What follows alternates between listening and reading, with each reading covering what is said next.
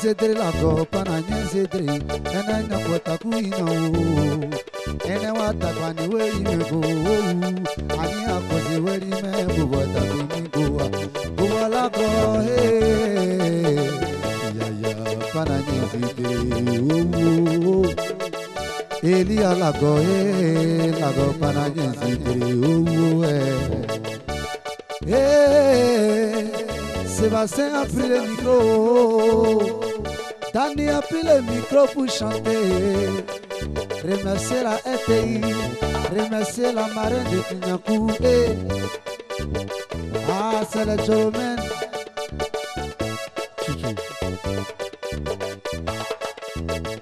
C'est nous on a pris le micro pour chanter. On n'a pas de bureau plateau.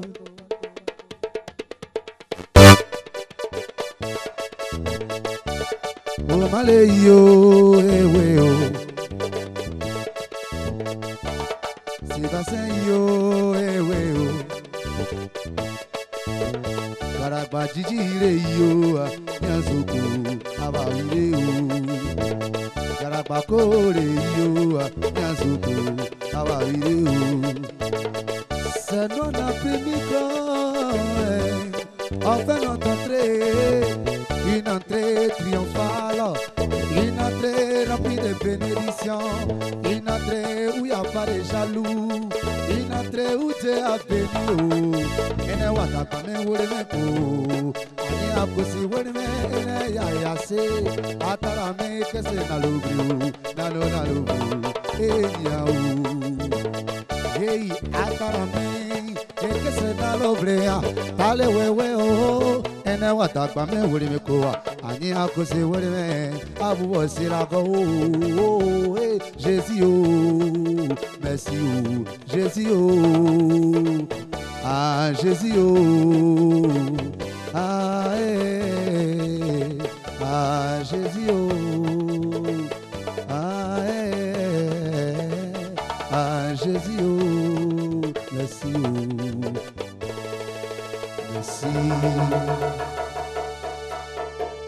Alors merci à vous, c'est le groupe Jolomen, c'est cela. Oui, c'est ça. Merci en tout cas d'avoir accepté notre invitation.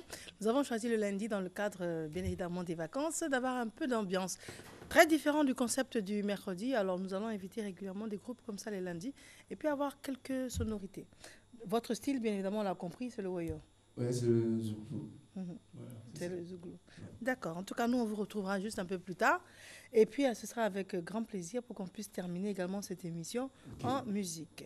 Alors, il s'agit de Daniel et Sébastien. Oui. Vous êtes Daniel ou Sébastien? Moi, c'est Sébastien. D'accord, Daniel. Oui, c'est des frères, des amis? Des amis. D'accord, vous existez depuis quand? Depuis 2014. 2014, c'est assez récent. Oui. D'accord. En tout cas, merci à vous. On vous retrouve un peu plus tard pour de l'ambiance encore. Ok, pas de problème. Et puis à tout à l'heure. Ok. Christelle Akoussa, il est temps pour nous de recevoir M. Jean-Marie Bébi Douka avec un thème très très intéressant. Vous allez voir, quand on parle d'alcoolisme, de tabagisme également, il est fort probable, possible de reprogrammer le cerveau pour l'éviter. Alors si vous voulez savoir comment, il vous suffit de nous suivre. À tout de suite. Clash musical, match de classement. Ils se sont battus contre les plus grands. Ils ont fini aux portes de la finale. Mais sur le podium, il y a 3 marches. Heureusement pour eux.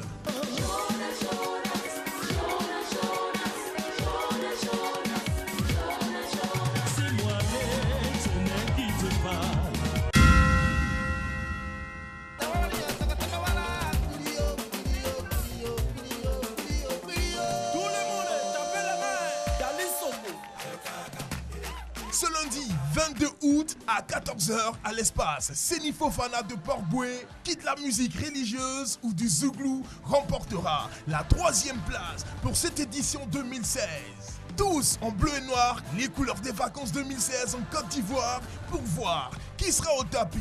Clash musical, les musiques sur le ring.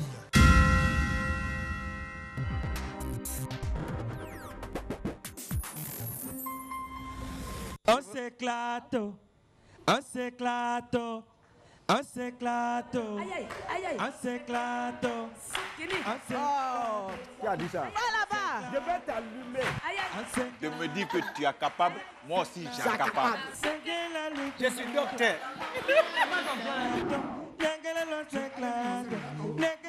Regarde comment Barry. Regarde-le, il est dans la chasse.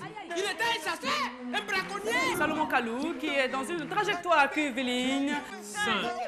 En attendant le retour, revivez les moments de délire de vos stars dans On s'éclate. Rendez-vous tous les vendredis à 20h50 sur RPI 1.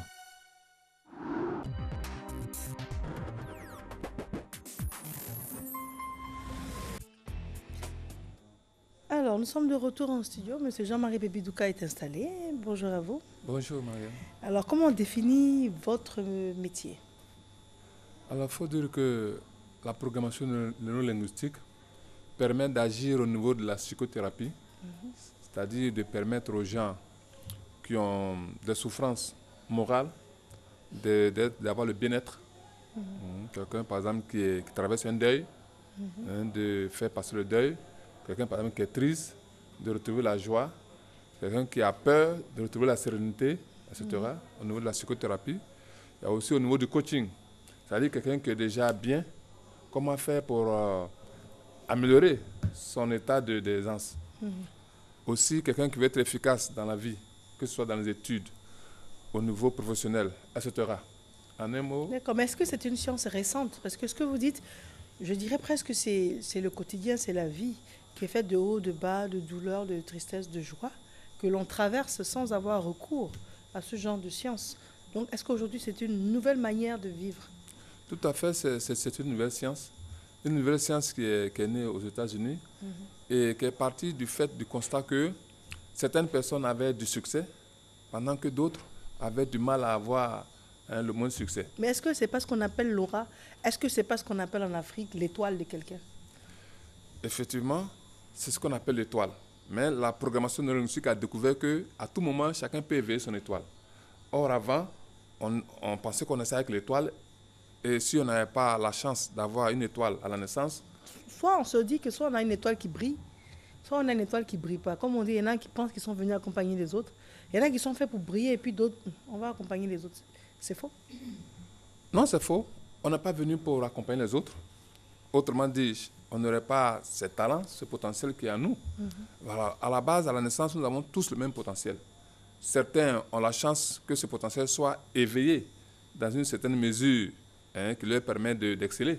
Mais même dans la culture africaine, les oracles, souvent à la naissance, même dans la culture occidentale, se penchent sur le berceau. On aurait dit les fées ou bien la culture ici, les guides spirituels en disant cet enfant, ce n'est pas un enfant comme les autres. Cet enfant est promu à un destin exceptionnel. Il faudra veiller sur lui plus que sur les autres. C'est pas vrai? Enfin, c'est pas comme ça qu'il faut le voir? Bon, aujourd'hui, pas comme ça. Plus aujourd'hui, on peut intervenir. À leur temps, il n'y avait pas d'intervention extérieure, il n'y avait pas de science qui permettrait aux autres d'éveiller leur potentiel, leur capacité. Donc, s'il n'y a rien qui intervienne, ça va se passer comme ça. Mais aujourd'hui, avec l'évolution de la science, on peut toujours dompter la nature. La nature. Donc, ceux qui n'ont pas leur potentiel éveillé à la naissance peuvent l'avoir éveillé à tout moment. D'accord. Voilà. Mais ça veut dire que quand même, à la naissance, il y a une prédisposition différente.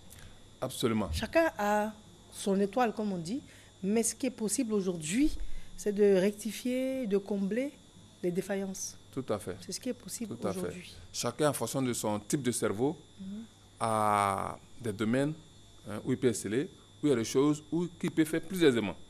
Voilà. Maintenant, s'il y a un blocage d'énergie, de capacité au niveau du cerveau, la programmation neurolinguistique permet de débloquer ces énergies qui sont dans le cerveau. Ça veut dire que tout autant que nous sommes dans ce studio-là, chacun a des aptitudes différentes, une aptitude différente des autres. Oui, c'est-à-dire que ceux qui ont le même profil du cerveau auront les mêmes aptitudes. Voilà, les mêmes aptitudes. Ok. Voilà. Donc, il y a 4 profils. Donc, il y a 4 groupes de profils d'aptitudes. Et il n'y en a pas 5, il n'y en a pas 3. Non, il n'y en a pas 5. Seulement, il y a quelques personnes qui peuvent être à l'intersection de 2 profils. Voilà, c'est-à-dire on a des visuels, on a des kinesthésiques. On peut avoir des visuels kinesthésiques. Ils sont à la frontière. Donc, ils vont bénéficier des capacités de visuels et de kinesthésiques. Il y a des visuels auditifs, kinesthésiques, donc, etc. Donc, mais il y a des combinaisons possibles. Voilà, ils sont environ 10%. Il y a 4 grandes familles. Voilà, 4 grandes familles. Et on ne peut pas changer de famille. On ne peut pas changer de famille, puisque toute notre physiologie, c'est-à-dire notre corps, notre organisme, est régi en fonction. Voilà. Par exemple, le visuel, sa vue est très, très, très fine. Vous voyez, c'est différent de la vue de l'auditif, qui, lui, a, très fine.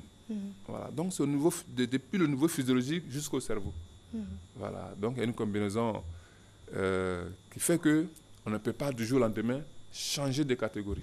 Par exemple, il y a des phénomènes qui sont liés à l'âge de la personne. À la quarantaine, la vue baisse. Alors, quelqu'un qui est visuel aura une meilleure vue ou bien une meilleure appréhension des choses.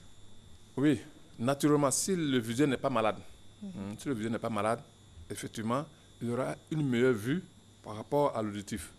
Voilà.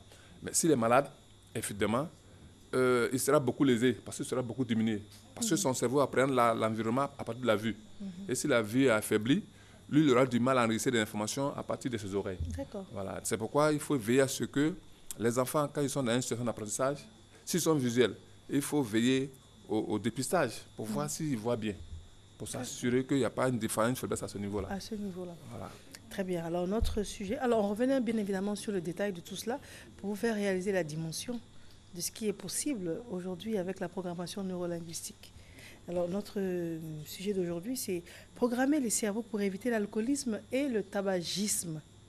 Alors, a priori, on se dit, c'est l'adolescence, c'est le mimétisme, c'est l'angoisse, c'est la détresse, c'est la tristesse qui pourrait mener certaines personnes, ou le désespoir, qui pourrait mener certaines personnes au tabagisme ou à l'alcoolisme. Et vous nous dites que non. Ah ben si. Vous savez que de plus en plus, les jeunes fument, ils prennent de l'alcool. Ils font même un spectacle d'alcool. Et évidemment, il faut comprendre que l'alcoolisme et le tabagisme sont des béquilles psychologiques. C'est-à-dire que de plus en plus, les gens sont dans des situations de sentiment d'infériorité, d'impuissance, de complexe. Voilà. Ce qui fait qu'ils ont besoin, on peut dire, de béquilles psychologiques pour se renforcer, pour devenir puissants, pour avoir la confiance en soi. Oui. Voilà. Du coup, ils vont chercher quelque chose pour avoir de la puissance. Voilà. Et la programmation linguistique permet effectivement de leur procurer cette puissance-là sans avoir recours à l'alcool ou au tabac. D'accord. Voyez-vous. Par exemple, nous avons vu que beaucoup de corps habillés dans le monde, devant la rigueur de leur métier, voilà, ça donne à l'alcool ou au tabac, par exemple pour résister à la faim, pour faire des efforts très, très, très importants. Alors la programmation neurolinguistique peut effectivement permettre à leur cerveau de stimuler ces efforts-là, ces sensations naturellement, sans avoir recours à l'alcool et au tabac qui, à terme, détruit leur santé physique et morale. Bon, on prend un adolescent qui semble être équilibré, heureux, épanoui dans un environnement de famille. Et puis, la mère ou le père réalise de temps en temps des odeurs de tabac en se disant, est-ce que j'ai mal senti? Il n'y a pas de raison qu'il fume. Je ne fume pas, sa mère ne fume pas.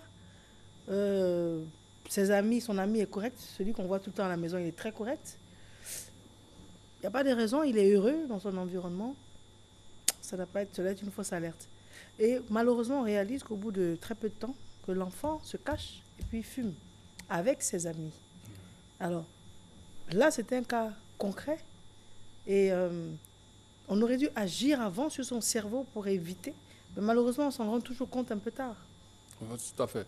L'idéal serait que très tôt, on puisse optimiser les capacités de notre cerveau. De telle sorte que chacun ait l'assurance, la confiance en soi, et soit épanoui. Et à ce niveau-là, il n'aura même pas besoin d'une béquille. Quelqu'un qui marche bien, a-t-il besoin d'une béquille pour marcher? Non. Donc, au niveau psychologique, au niveau moral, quand l'enfant, par exemple, a des échecs ou des difficultés scolaires, évidemment, son moral baisse. Et les autres lui disent, non, prends une cigarette, prends de l'alcool, tu vas te remettre, tu vas te refaire le moral. Quand à la maison, le type d'éducation ne cadre pas avec le type de cerveau de l'enfant, il y a un stress qui est créé. Et l'enfant, à la maison, ne dit rien. Mais dehors, ses camarades vont lui dire, non, tu te sens mal, fais ceci, fais cela, puis tu seras content. Voilà. Et l'enfant aussi, il va accepter. L'enfant aussi, il n'a pas de personnalité. Donc, tout ce que les autres lui disent dehors, il accepte. Si la programmation neurolinguistique améliore la personnalité de l'enfant, l'enfant peut s'affirmer. Il peut dire non à des mauvais conseils, mais évidemment, l'enfant pourra résister à tout ça. Voilà, c'est pourquoi il faut agir très tôt. Parce que justement, l'alcool et la cigarette, quand on est habitué, c'est difficile. Ça produit dans le cerveau une libération de l'hormone qu'on appelle la dopamine, qui crée un plaisir intense. Un plaisir. Et le cerveau, à terme, va créer un réflexe. C'est-à-dire, dès lors qu'il se trouve dans une situation de stress, va demander la substance. La substance, donc ça devient maintenant un réflexe. D'accord. Donc, est-ce que ça veut dire que, parce que là, vous avez anticipé sur ma question suivante, est-ce que ça veut dire qu'il n'y a pas de mesure? Dans le sens où j'ai toujours pensé que dans la vie, pour rester équilibré, il faut rester dans la mesure et éviter les excès. C'est vrai que ce n'est pas l'idéal pour la santé, mais est-ce que quelqu'un qui reste raisonnable, est-ce que d'abord c'est possible de rester raisonnable sur du long terme? Je m'explique, quelqu'un qui commence à fumer à 18 ans ou à 20 ans, par exemple, est-ce que cette personne-là, si elle reste mesurée, peut le faire sur du long terme, sans que le cerveau automatiquement crée une dépendance au point où les quantités deviennent de plus en plus importantes? Est-ce que l'homme est programmé pour pouvoir rester dans la mesure, rester dans la norme? Même pour l'alcool également. Est-ce que, parce que là, dès qu'on parle, on parle de dérive, on parle d'abus, on parle d'excès. Est-ce que ce n'est pas possible de rester mesuré et de trouver normal de prendre un pot 2-3 fois par semaine, de prendre un verre, plutôt que de tout de suite aller dans l'alcoolisme? Est-ce que le cerveau est programmé pour ça? Oui, on peut programmer le cerveau pour ça. Mais ça, c'est un cerveau équilibré. Oui. La personne ne prend pas l'alcool pour un but précis. C'est-à-dire, je veux prendre la parole en public. Alors, sans alcool, je ne le pourrai pas. Voilà. Quand la personne est dans cette logique, la personne ne pourra pas mesurer sa quantité. D'accord. Voilà. Ou bien, je veux faire telle chose, tel effort. Il me faut prendre telle substance. Quand c'est comme ça, on ne peut pas mesurer. Voilà. Mais par exemple, selon certaines études, on dirait que le vin est bon à table, ou bien ceci, cela. Bon, la personne peut prendre sans que le cerveau commande. Ça l'oblige à prendre à tout moment. Voilà, la personne peut se maîtriser. Voilà. Si ce n'est pas nécessaire que je prenne à table, je ne prends pas. Voilà. Mais quand le cerveau doit nous imposer, c'est-à-dire je suis même dans des conditions difficiles, je m'échappe pour aller boire, là, ça veut dire que il y a quelque chose qui nous commande, qui est plus fort que nous. C'est une dépendance. C'est une dépendance, une accoutumance. Voilà. Et donc, il faut rompre ça en équilibrant le cerveau. Si la personne retrouve son efficacité, son épanouissement intérieur, parce que je vous rappelle que la satisfaction dépend à 80% de notre cerveau.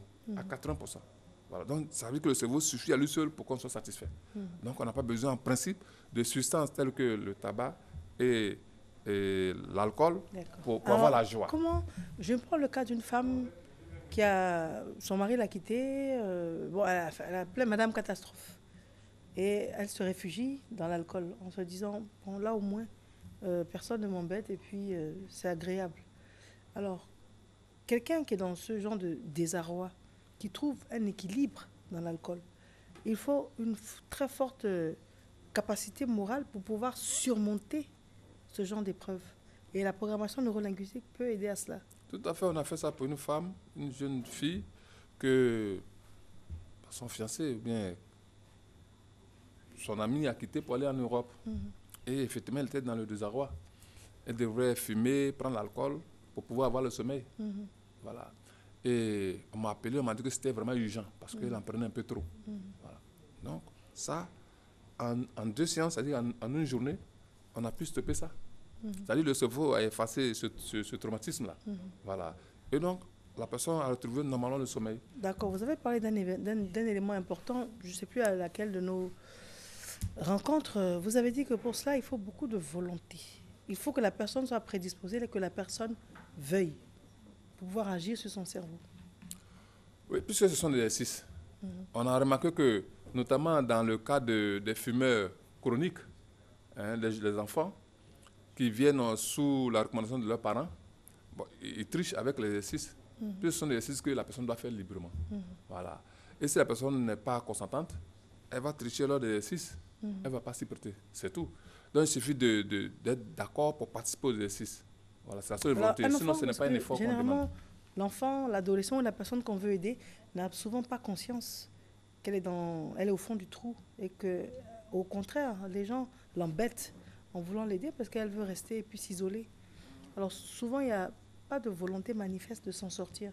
Mais est-ce que malgré le manque de volonté, est-ce qu'on peut toujours aider la personne? Non, c'est difficile. Il faut d'abord persuader la personne. La première étape, c'est persuader la personne, convaincre la personne que c'est important pour sa santé. C'est à ce moment seul qu'on peut intervenir. C'est pourquoi justement nous insistons sur la prévention. C'est-à-dire que quand la personne n'a pas encore pris goût à la substance, la personne est prête à suivre les séances. Mais quand on parle de prévention, d'abord on n'imagine même pas que ce soit possible. On a un enfant exemplaire à la maison, on n'imagine même pas qu'il puisse aller vers la drogue, l'alcool, le tabac. Donc, c'est quand le drame se produit qu'on réalise qu'il aurait pu. Donc, quand on parle de prévention, des fois, on ne sait même pas que des drames comme ça peuvent guetter l'enfant. Mais il y a des signes. Un enfant, par exemple, qui a peur. À la maison, vous sentez que votre enfant a peur de telle chose. Voilà. Un enfant qui est timide. Un enfant qui est timide, qui n'arrive pas à parler aux personnes étrangères. Un enfant qui est en situation difficile scolaire. Donc, c'est des choses déjà qui nous montrent que l'enfant est prédisposé à ces substances-là, à l'alcool ou à la cigarette. Voilà, déjà, ça suffit. Donc, un enfant qui a un parcours exemplaire n'est pas prédisposé? Oui, un enfant qui s'affirme, un enfant qui n'est pas timide, qui n'a pas peur, effectivement, il n'est pas prédisposé. Est-ce qu'un enfant qui réussit à l'école aussi ne s'enferme pas parce qu'il vit une situation difficile et s'enferme dans le travail pour pouvoir échapper à ce qu'il vit? Oui, il peut le faire, il peut prendre la substance pour se donner de la force et de l'énergie. Il y en a, par exemple, qui disent que quand je fume, je suis inspiré. Voilà, donc ça dépend des moyens auxquels il a recours pour son succès. Voilà, si c'est sain, bon, il n'y a pas de problème. C'est pourquoi on dit le succès, il faut toujours une vérification écologique. Il faut voir si les moyens qui ont permis d'aboutir au succès sont sains. Voilà. Autrement dit, la personne peut s'écrouler. Il y a eu des gens bien vus qui ont réussi, mais leur santé est catastrophique. Ils ont eu le cancer et autres en cours de route et ils sont décédés. C'est vrai, en agence de publicité, moi j'ai souvent vu ça. C'est-à-dire les grandes créations, les grandes réflexions et un environnement d'alcool, de boissons, enfin de cigarettes aussi. Donc souvent on a l'impression que le génie créateur se libère avec ce genre de substances également. Absolument. Ou bien c'est ce que l'on croit? Non, c'est effectif. Parce que ça fait en sorte que le cerveau libère la substance, la dopamine. Et la dopamine, c'est une hormone d'adaptation. C'est-à-dire que quelqu'un qui a une situation difficile, quand le cerveau libère la dopamine, cette substance-là, effectivement, le cerveau a l'énergie. Le cerveau, l'inspiration, l'intuition pour agir. Mais justement, avec la programmation neurolinguistique, le cerveau peut libérer naturellement cette substance-là, la dopamine, qui nous rend joyeux, épanouis et on ressent le bien-être. Voilà. Et ça, c'est 24 heures sur 24. C'est-à-dire, on ne dit plus, bon, il faut à telle heure faire la programmation, mais c'est une fois pour toutes. Et on a la sensation de bien-être. Très bien. Ce sera votre mot de fin? Oui, le mot de fin, c'est que les parents doivent savoir qu'il faut agir plus tôt pour lutter efficacement contre le tabagisme. Parce que ceux qui sont déjà habitués n'ont pas souvent la volonté d'arrêter. Voilà. Donc, dès lors qu'on constate une faiblesse psychologique, morale ou des difficultés chez l'enfant, ou chez toute autre personne, il faut effectivement renforcer son moral et son Vous joignez mental. comment? Alors, pour nous joindre, nous sommes au 01 41 13 75. 01 41 13 75. Merci à vous. Merci. Monsieur Jean-Marie Bébé Douka. Il est temps pour nous de notre courte pause et avec grand plaisir, nous allons recevoir nos invités qui nous viennent de la direction commerciale et marketing.